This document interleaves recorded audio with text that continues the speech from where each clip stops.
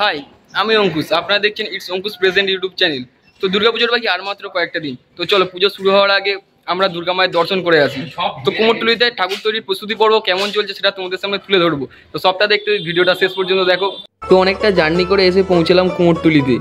এই হলো কুমোরটুলির গঙ্গা, আর এই হলাম আমি। কিছুটা হাঁটার পর রাস্তার ধারে দেখতে পেলাম সেই ফেমাস লালুগুলুর ঘুগনির দোকান। তোমরা অনেকেই প্রায় চেনো। তার ঠিক উল্টো সাইডেই আছে কুমোরটুলি গঙ্গার ঘাট।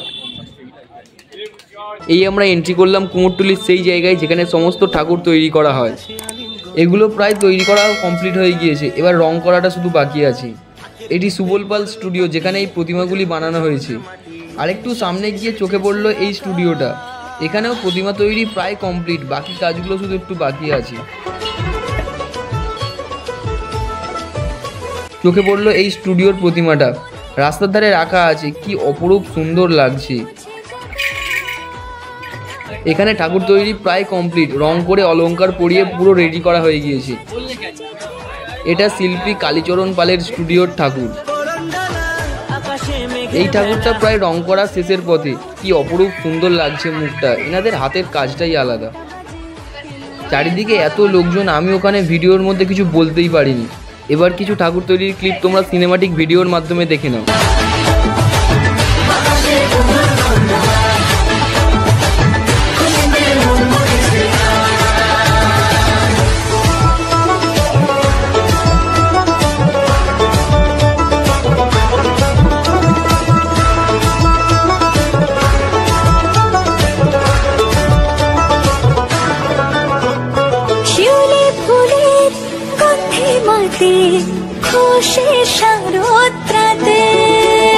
লাগলো দোলা কাশের বনে, হিমেল শরৎ টানে।